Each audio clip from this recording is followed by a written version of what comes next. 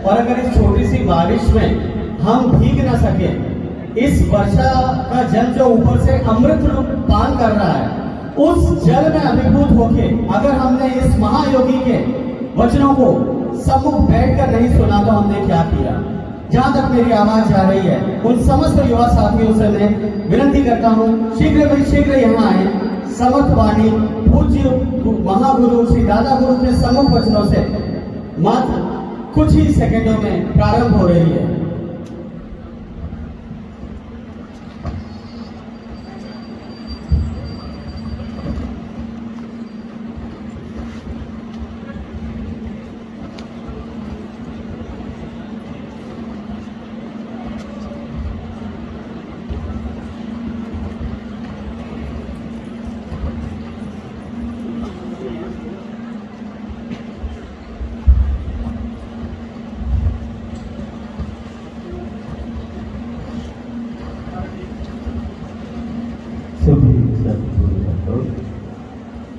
जयो जयो जयो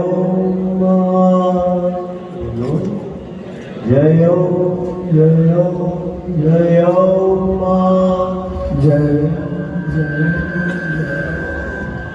जयो जयो जयो जयो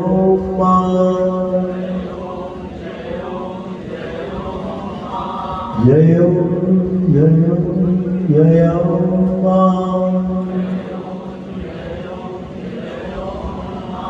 जयो जयो जयो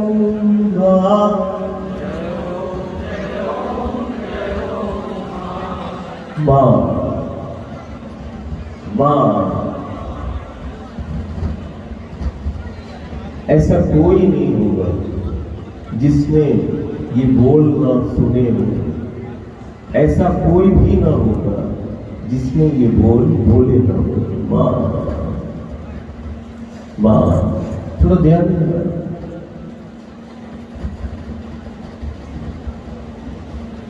हर एक क्षण, हर एक पल यदि तुम्हें गुरु का मिल जाए, संत का मिल जाए, आचार्य का मिल जाए, संत का क्षण मिल जाए और एक अन्न का कण, अन्न का कण हो या संत का क्षण हो, ये व्यर्थ नहीं होना चाहिए। ये जीवन को सार्थक करता है और जीवन को दिशा देता है। जीवन को दिशा देने वाला है वो गुरु का क्षण।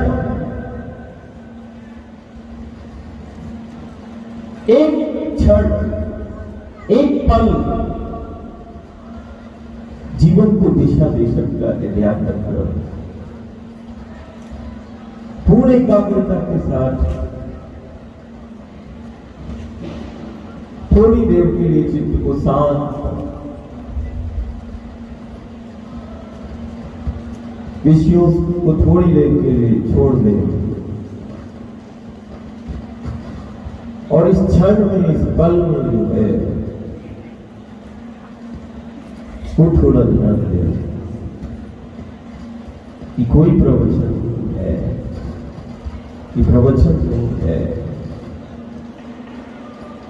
और ना ही आज बुंदेलखंड ये पावन महासागर। हम बोलते भी हैं कि समूचे भारतवर्ष में बुंदेलखंड की जो माटी है वो धैर्य और शौर्य का प्रतीक है। धैर्य भी है इस माटी में और शौर्य भी है इस माटी में। ये बुंदेलखंड की माटी है। माटी बोलती है, माटी के बोल हमारे जीवन को कर देते हैं अनमोल। आज हम प्रवचन के लिए नहीं बैठे हैं, आज हम एक ऐसे संवाद के लिए बैठे हैं जो कई युगों से हो रहा है। एक संवाद जिसका हमारे जीवन से संबंध है। युग और सदी साक्षी है। ये संवाद कोई नया नहीं है, ये संवाद युगों से चल रहा है, सदियों से चल रहा है। एक ऐसा संवाद जो जीवन को दिशा देता है, एक ऐसा संवाद जो हर एक दशा में सुधार करता है,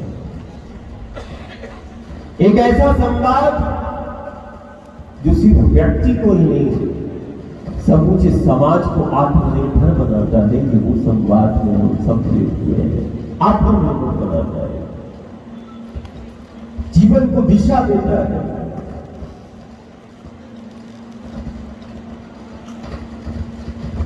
अस्तित्व का बोध कराता है।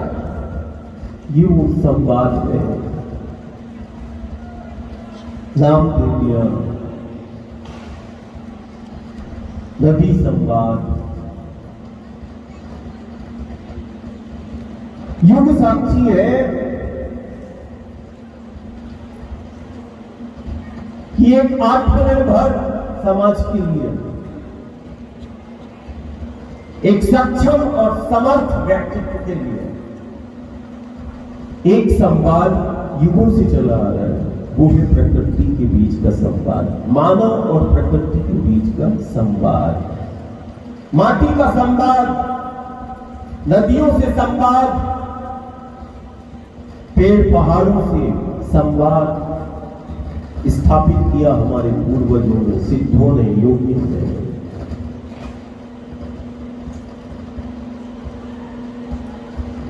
आज ऐसा ही एक संवाद,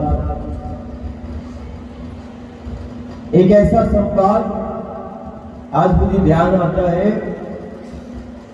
कि आज जब देश और दुनिया चारों तरफ से संक्रमण और आपदाओं का शिकार हमारा समाज हो रहा है, तरह तरह की व्याधियां हैं, रोग हैं, आपत्तियां हैं, विपत्तियां हैं, संक्रमण है, विघ्न बाधाएं हैं।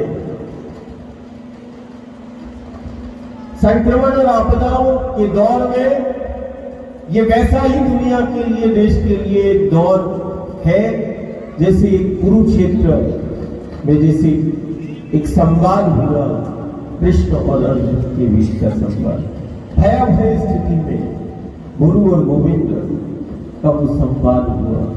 ऐसे ही आज कुछ संक्रमण और आपदाओं के इस दौर में उस आद्य शक्ति की प्रेरणा से ऐसे ही हम गांव से, घर से, परिवार से संवाद करने के लिए निकले हैं। हमारी संस्कृति, हमारी परंपराएं, हम थोड़ा सा ध्यान दें, थोड़ा सा ध्यान दें। यह देश ही यह अतिसंयुक्ति नहीं होगी। ये देश नदियों का है, ये देश गंगा का है, ये देश यमुना का है, नर्मदा का है, गोदावरी का है, कावेरी का है, नदियों का देश है। यह अतिसंयुक्ति नहीं होगी कि समूचे विश्व के अंदर एक ऐसा राष्ट्र है जिस राष्ट्र को हम नदियों का कह सकते हैं कि ये नदियों का है। क्यों? दुनिया के लिए नदी है, एक बहता हुआ पानी है। दुनिया के लिए एक बहता हुआ पानी है, पहाड़ों से निकलता हुआ, बहता हुआ, कल बहता हुआ वो पानी, दो तटों के बीच से जो बहता हुआ प्रवाहित पानी है, दुनिया के लिए वो नदी के रूप में है, नदी है। लेकिन दुनिया में हम ही है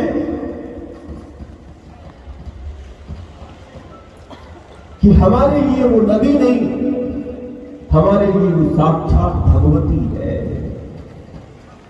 दुनिया के अंदर सिर्फ हम ही है जो नदियों को मां के रूप में पूजते हैं, भगवती के रूप में पूजते हैं, शक्ति के रूप में पूजते हैं। और हम बड़े गर्व से कहते हैं कि हमें शक्ति प्रत्यक्ष मिली है गंगा के रूप में, नर्मदा के रूप में, गोदावरी के रूप में, कावेरी के रूप में, नदी के रूप में साक्षात भगवती, साक्षात शक्ति प्रत्यक्ष हमें प्राप्त हुई है। ध्यान देना होगा।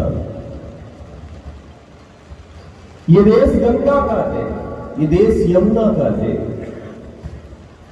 नदियों से पहचान है, गंगा से पहचान है, नर्मदा से पहचान है। और सिर्फ पहचान ही नहीं है, जीवन भी है, व्यवस्था भी है, विकास भी है। सब कुछ नदी पर केंद्रित है। इसीलिए हमने कहा कि नदी है तो सदी है। ये इस सदी का अकाट्य ब्रह्म वाक्य है। चाहे वो जिले की हो, गांव की हो, वो नदी नहीं, हमने नदियों को मान रहा है। ये हमारी संस्कृति है, हमारी परंपरा है, हमारी मान्यता है कि दुनिया के लिए नदी है, हमारे लिए साक्षात वो प्रकृति है, हमारे लिए वो साक्षात वो शक्ति है। और एक समय ही नहीं, युग साक्षी है, सदी साक्षी है। सबने सुना होगा एक चरित्र को, बोलते भी है, गंभीर प्रार्थना है, एक ऐसी उपासना है कृष्ण की। दोनों का चरित्र, समाज का चरित्र। सबसे बड़ी ठाकुर जी की सेवा हो जाएगी जिस दिन हम अपनी माटी को जहर मुक्त कर लेंगे, उस दिन हम अपने गांव नगर को स्वस्थ और संक्रमण से मुक्त कर लेंगे। संक्रमण मुक्त समाज की पहला आधार यदि हमें रखना है तो हमें किसी भी कीमत पर हमें माटी को जहर मुक्त करना है। अब माटी को जहर मुक्त करने के लिए और मिट्टी को बचाने के लिए देखना कृष्ण का चरित्र, वो राम का चरित्र, कितने बार कथा है मेरे राम की, कथा है मेरे श्याम की, जो जीवन को दिशा दे वो कथा है राम की, जो दशा में सुधार करे वो कथा है श्याम की। देखो, देखना नदी पर आते हैं, भगवती पर आते हैं। देखो अब जन्माष्टमी का अवसर है तो वहीं से प्रारंभ हो गया। हम कुछ बाँच कर और कुछ पढ़कर नहीं आते हैं, जिस स्वर मिलता है उसी पर चलते हैं। प्रकृति भाव प्रधान है, जिस भाव से तुम बैठोगे उस भाव से तुम पाओगे। तुम जैसा मुझे देखना चाहते हो तुम्हें वैसा ही नजर आएगा। विचार का है, दृष्टि है, जैसे तुम्हें देखना है तुम्हें वैसे तुम देखोगे। तो आज एक तरफ हम माटी को,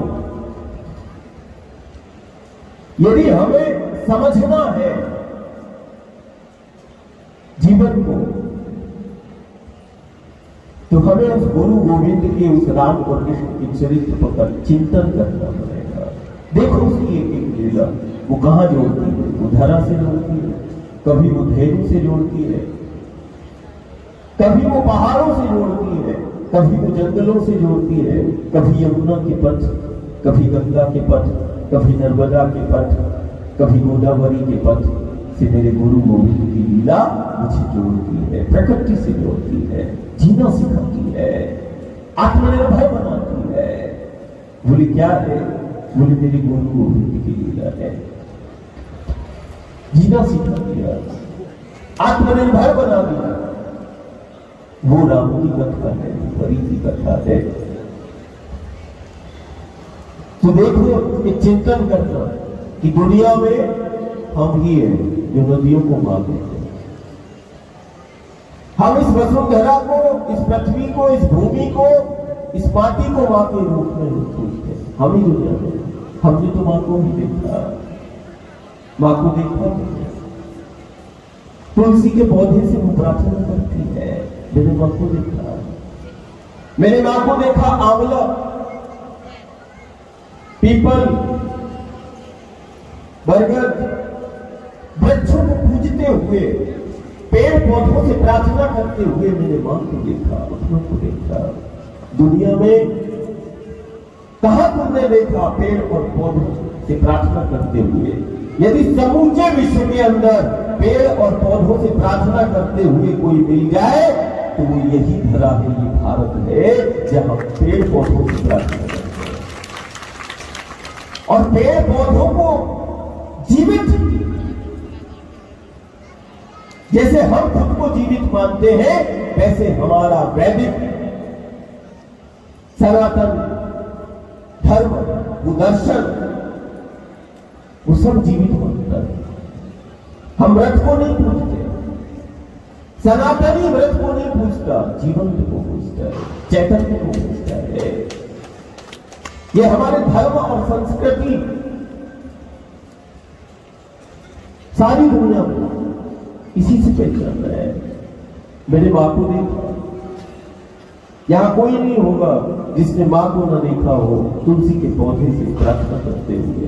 दुनिया में हम ही पौधों से प्रार्थना करते हैं, पेड़ों से प्रार्थना करते हैं, साक्षात देवता के रूप में, ईश्वर के रूप में हम पेड़ों को मानते हैं।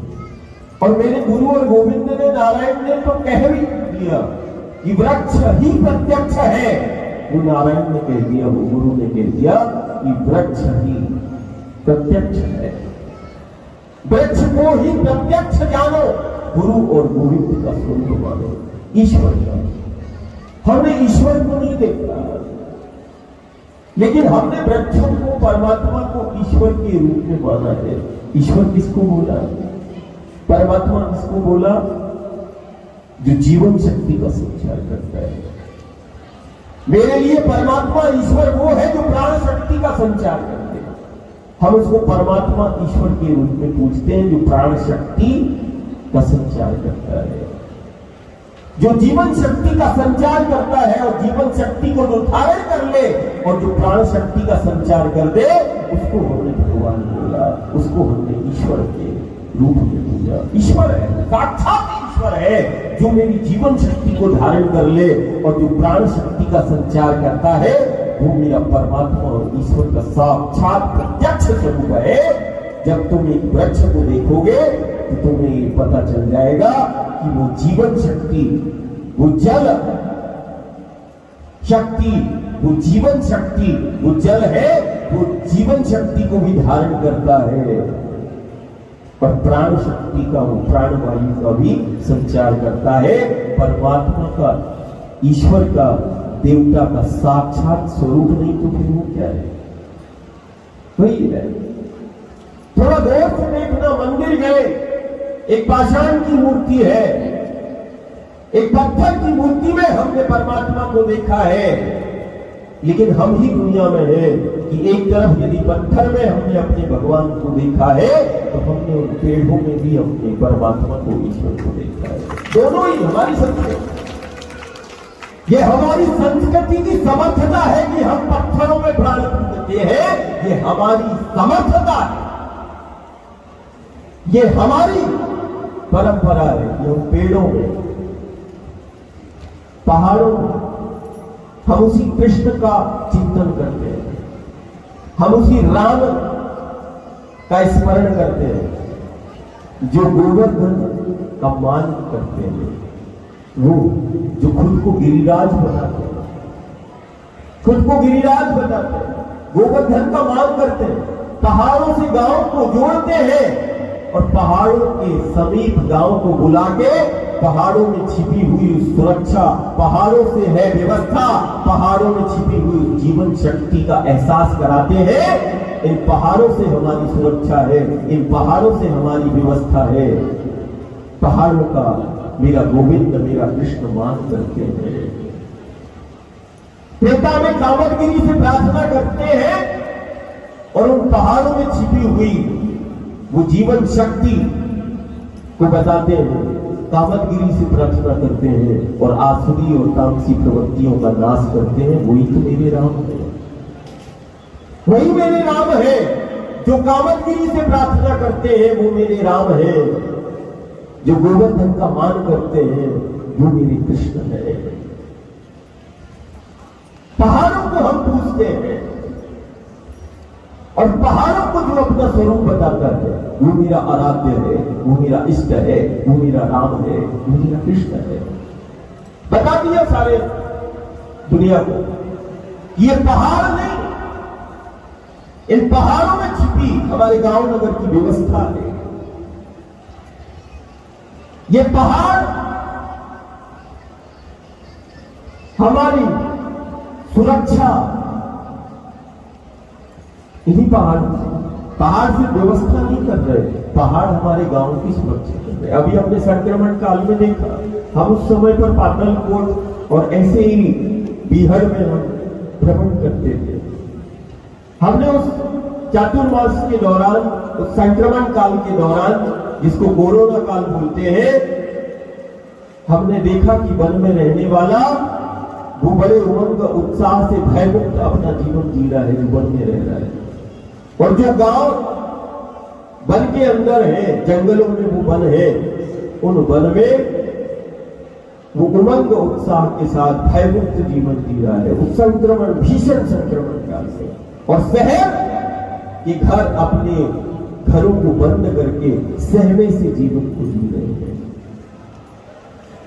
जहां पैसों की होड़ लगी है, जहां पैसे के लिए व्यक्ति हर एक कर्म करने के लिए तैयार हो जाता है, उन शहरों में हमने देखा उस 2 मास लॉकडाउन के समय अपनों से मिलना बंद कर दिया। दुनिया ही घर में सिमट गई, बाहर निकलना मुश्किल हो गया। उस दौर में वन में रहने वाले, वो पहाड़ों के आसपास रहने वाले वो गांव और घर भयमुक्त जीवन जी रहे थे। इसका मतलब क्या हुआ? उन पेड़ पहाड़ों ने संक्रमण को रोक दिया, उन पहाड़ों ने उस जीवन को सुरक्षित कर दिया, सुरक्षा प्रदान की पहाड़ों ने, पेड़ों ने, पैसों ने। हम कभी कभी बोलते हैं, कभी कभी हम बोलते हैं कि पैसे के लिए तो कर्म हो गया, लेकिन ये सदी ध्यान रखना। और पैसे में लिखा भी रहता है, थोड़ा एक वो अनिल बोलते ना, पैसा नोट निकालते हो, कोई भी देखो देखो पैसा, हाँ पैसा, हम आज पैसा दिखाते हैं जो, ये देखो पैसा, ये क्या है? मुद्रा, हाँ? अरे बोलो ना भाई, क्या है ये? इसके लिए न जाने कितना कर्म होता है, किसी भी प्रकार की हद पार कर देता है इसके लिए। जिले की हो, गांव की हो, वो नदी नहीं, हमने नदियों को मां कहा है। ये हमारी संस्कृति है, हमारी परंपरा है, हमारी मान्यता है कि दुनिया के लिए नदी है, हमारे लिए साक्षात वो प्रकृति है, हमारे लिए वो साक्षात वो शक्ति है। और एक समय भी नहीं, युग साक्षी है, सभी साक्षी है। सबने सुना होगा एक चरित्र को, बोलते भी है, गंगा पुत्र भीष्म। यदि नदी संवाद का, यदि आदर्श चरित्र, जीवंत चरित्र यदि देखने और सुनने में मिला है, वो पहला नाम आता है गंगा पुत्र भीष्म, जिसने गंगा के साथ संवाद को स्थापित किया और प्रांत की सीमाओं को सुरक्षित किया, प्रांत को आत्मनिर्भर बनाया, वो गंगा के संवाद से। युग साक्षी है, सदी साक्षी है। कभी गंगा से संवाद, कभी यमुना से संवाद, कभी गोदावरी, कभी कावेरी से गुरु गोविंद ने संवाद किया है। उन सत्पुरुषों ने संवाद किया है, उन योगियों ने संवाद किया है, और उस संवाद से समाज को आत्मनिर्भर किया, और उस समाज की समृद्धि, समर्थता और सुरक्षा उसी संवाद से वो प्राप्त हुई। एक तरफ हम नदियों को मां कहते हैं, ये हमारी संस्कृति है, हम ही दुनिया में हैं जो सिर्फ नदियों को ही मां नहीं कहते, इस धरा को, इस माटी को, इस वसुंधरा को हम मां कहते हैं, मातृभूमि। हम माटी का वंदन करते हैं, ये हमारी संस्कृति है, हमारी मान्यता है। जाति से हम बच सकते हैं, पंथ संप्रदायों में हम बच सकते हैं, लेकिन कोई तो है जो हमें एक बनाए हुए, ये माटी, ये मां हम सबको जोड़े हुए हैं। माटी से हम एक,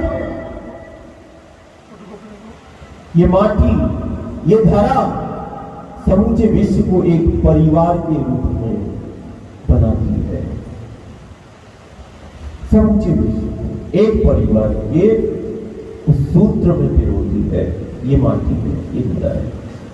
कौन है जो दुनिया में माटी को मां कहता है, माटी को पूजता है? अभी 2 दिन पहले जन्माष्टमी हुई, भगवान श्री कृष्ण का जन्मोत्सव सबने मनाया। आज समूचे दुनिया के लिए वो कृष्ण का ही चरित्र है और वो राम का ही चरित्र है। काल्पनिक नहीं है, वास्तविक चरित्र है, और वास्तविक ही जीव जगत का आधार होता है। काल्पनिक नहीं, वास्तविक चरित्र है। न जाने कितने बार हम राम के, प्रभु के चरित्रों का गुणगान करते भी हैं और कथा के माध्यम से सुनते भी हैं। कृष्ण के चरित्र को सुना, राम के चरित्र को सुना। अभी जन्माष्टमी मनाई, जन्मोत्सव में हम झूमे, अपनी आस्था को प्रकट किया। थोड़ी देर के लिए चिंतन करें, जिस परमात्मा और ईश्वर को हमने पूजा है, उसके आने का भी तो कारण होगा। ये वही धरा है, ये वही माटी है जिसके लिए उस कृष्ण का, उस नारायण का अवतार हुआ। धरा के लिए अवतार लेते हैं भगवान, धेनु के लिए अवतार लेते हैं भगवान। अवतार जब भी हम राम और कृष्ण के, अब जन्माष्टमी है तो मुझे ध्यान आ गया, यदि हम बच्चों से पूछते हैं कि बताओ एक सुंदर सी कृष्ण लीला, और कृष्ण का जब चरित्र आता है या छवि आती है, कृष्ण की छवि आती है, तो पहली लीला क्या दिखाई देती है? तो एक बच्चे से मुझे पूछा कि जब कृष्ण की छवि का ध्यान करते हो तो मुझे तुम बताओ कि कृष्ण की कौन सी लीला दिलो दिमाग में आ रही है? तो उस बच्चे ने बोला, दादा माखन लीला। जैसे ही कृष्ण की छवि आती है, एक माखन खाते हुए, माखन चोर की छवि आती है, माखन लीला करते हुए उस कृष्ण की छवि आती है। मैंने कहा और बताओ, जब कृष्ण की छवि चित्त के अंदर आती है, माखन लीला, और कौन सी लीला आती है? वो वृंदावन का महारास। दूसरी ने बोला, वो महारास ध्यान आता है। गोपियों के संग, सखाओं के संग वो उमंग, वो उत्साह दिखाई देता है। ये और क्या नजर आता है?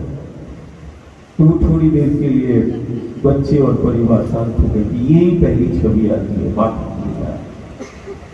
तो मैंने परिवार से बोला कि वो माखन मिश्री खाने वाले ने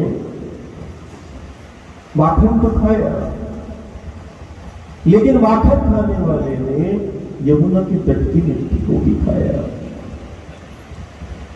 और यमुना के तट की मिट्टी को खाकर यशोदा को निमित्त बनाया और सारे जगत को क्या बताया? नहीं, मिट्टी को खाया, यशोदा को ब्रह्मांड दिखाया। मेरा ठाकुर, मेरा गोविंद, मेरा कृष्ण, यदि गोविंद लीला करता है, गुरु ने लीला की, गोविंद ने लीला की, तो युग और सदी साक्षी है कि जब जब लीला हुई है गुरु और गोविंद की, उस लीला में हमारे लिए कोई न कोई संदेश छिपा रहता है, सबसे बेहतर जीवन का, सबसे सुरक्षित जीवन का। यदि गुरु और गोविंद लीला करता है तो उस लीला में कोई ना कोई संदेश हमारे जीवन से संबंधित रहता है, समाज से संबंधित रहता है। यह मूल आधार शक्ति जिससे हमारा अस्तित्व है, कुछ ना कुछ संदेश छिपा रहता है।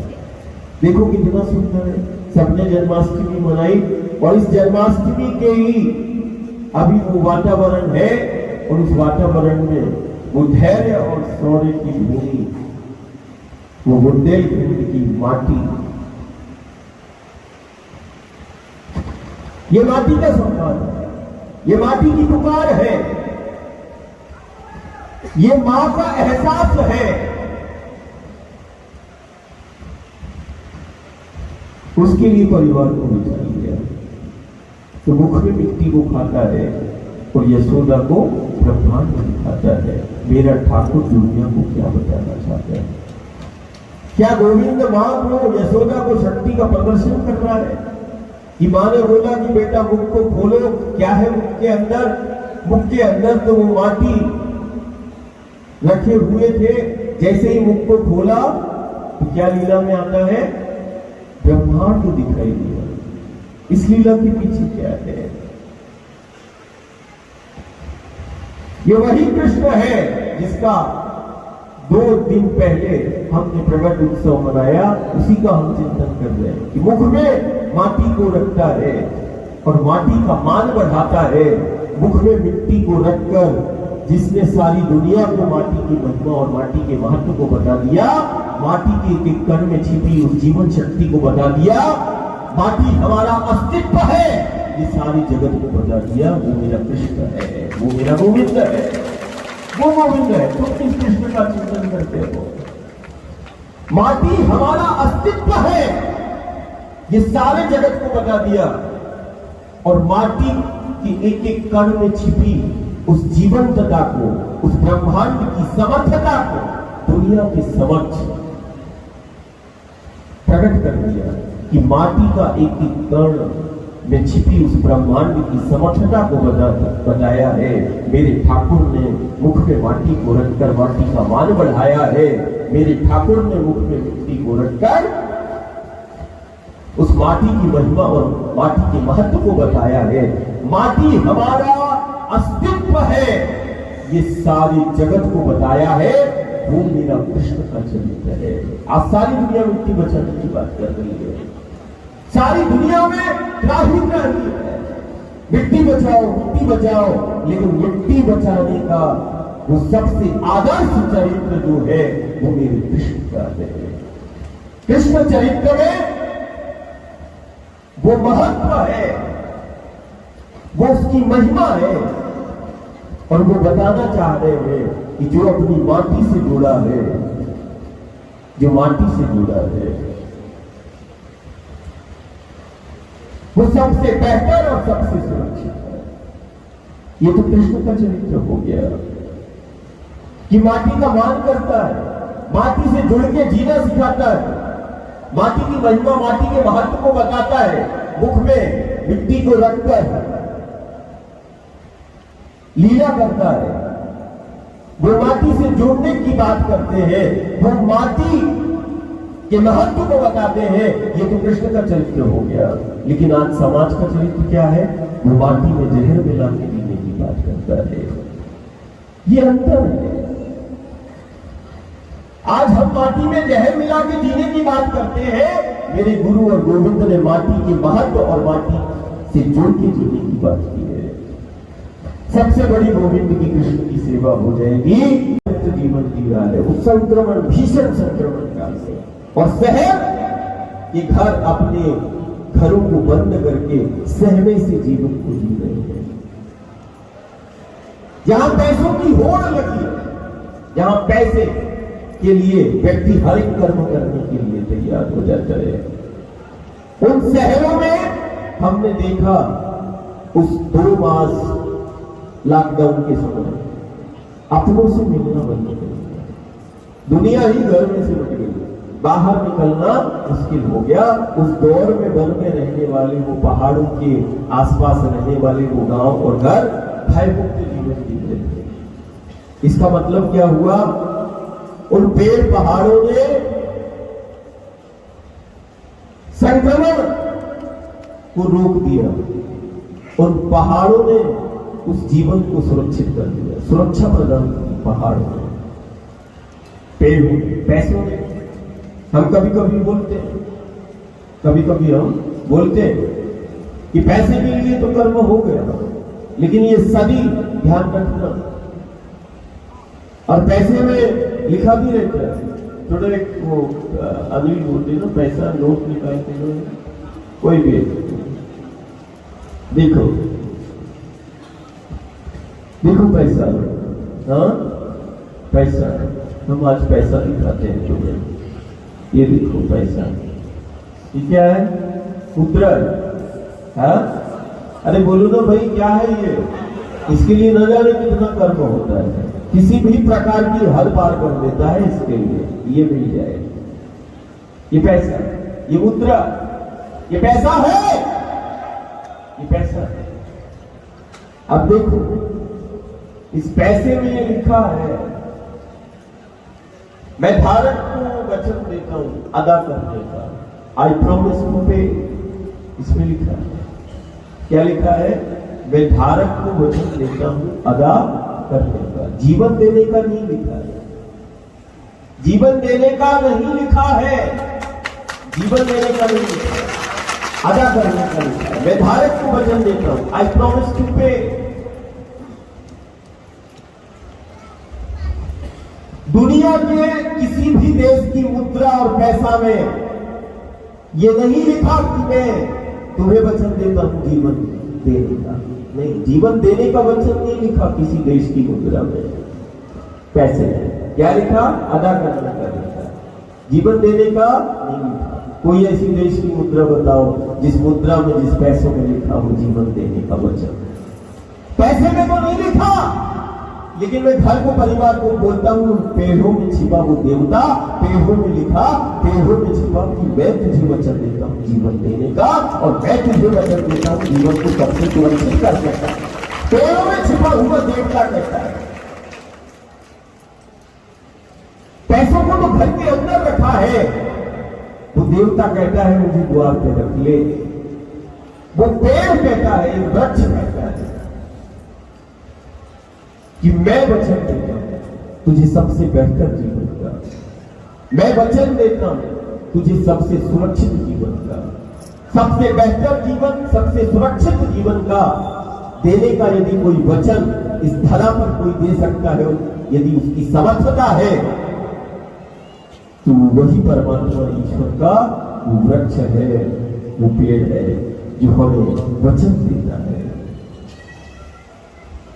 हमारे जीवन को सबसे बेहतर और सबसे सुरक्षित करने का। वो परमात्मा ईश्वर का स्वरूप कैसा है?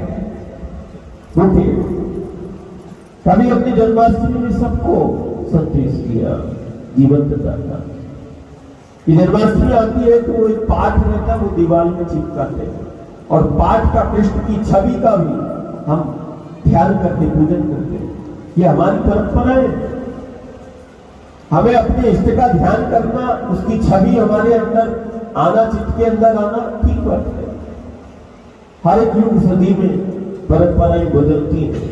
ये सदी कहती है कि तुम घर पे वो पाठ चिपकाओ या ना चिपकाओ दीवार पे, लेकिन मैंने इस जन्माष्टमी में बोला कि घर बाजार से पाठ आए या ना आए, लेकिन तू बाजार से एक कृष्ण के नाम का पाठ लाए ना लाए, एक पेड़ जरूर ले आए, एक पेड़ जरूर है। करोड़ों कृष्ण भक्त जिसके लिए अवतार हुआ, वो ये वही धरा है। तो जब करोड़ों हम हैं, तो एक कृष्ण भक्त यदि एक बाजार से पाठ को लाता है और दीवार में चिपका के वो ध्यान करता है, पूजन करता है, तो वो कम से कम अपने घर के द्वार की गली में और गांव नगर में कम से कम वो एक कृष्ण के नाम का, गोविंद के नाम का एक वृक्ष, एक पेड़ तो ला सकता है। और यदि एक कृष्ण भक्त ने भी यदि एक पेड़ को लगाने का और उसको बड़ा करने का संकल्प ले लिया, सबसे बड़ा कृष्ण का मान हो जाएगा। जिस दिन हम इस हरि की धरा को हरि कर लेंगे, वो सबसे बड़ा हरि का मान हो जाएगा। हरि की धरा को हरि कर लो और हरि से मिल लो, ये सदी का सबसे सहज सूत्र है उस हरि से मिलने का। हमें ये तो नहीं मालूम कि विधि से, ध्यान से, जप से हरि मिले ना मिले, लेकिन एक बात ध्यान रखना, यदि तुमने अपने अंदर वो संकल्प ले लिया कि जिस हरि ने जिस धरा के लिए अवतार लिया है और ये हरि की धरा है, हरि बनाने के लिए यदि तुम निकल गए तो निश्चित मानना कि वो हरि तुम्हें मिल जाएगा। ये हमारा दावा है। हरि की धरा है, हरि करके निकल जाए यदि वो गांव और घर, तो विधि से वो मिल पाए या ना मिल पाए, लेकिन इस धरा के लिए जो निकल गया, इस हरि की धरा के लिए, वो हरि उसको मिल जाएगा, किसी न किसी रात पर मिल जाएगा। ये सदी का सत्य है। तो मैं कहता हूं कि वही समाज है जो पेड़ों को पौधों को पूज रहा है, नदियों को पूज रहा है, पहाड़ों को पूज रहा है। हम उसी प्रभु राम का स्मरण कर रहे हैं, वन में रहते हैं, खुद को वनवासी बताते हैं और वन की समर्थता को बताता है वो मेरा राम है। कामदगिरी से प्रार्थना करते हैं, मेरे राम है। कामदगिरी में छिपी हुई विराटता को, समर्थता को वो प्रकट करते हैं। सरयू को मान देते, गंगा को मान देते, वही तो है ना। सबरी के झूठे बेरों को खाते हैं, जाति पाति का भेद मिटाते हैं, केवल और केवल प्रेम का रिश्ता बताते हैं, वही तो है ना। वही है। देखो चलिए, अपनी अयोध्या की माटी का मान करते हैं और अयोध्या की माटी को पूजते हैं, वही तो है, वही है। कभी गंगा, कभी सरयू को मान देने वाला मेरा राम ही तो है। काल्पनिक चरित्र नहीं है, वास्तविक है। काल्पनिक नहीं है, वास्तविक चरित्र, और वास्तविक ही जीव जगत का आधार है, जीवन तो चरित्र है।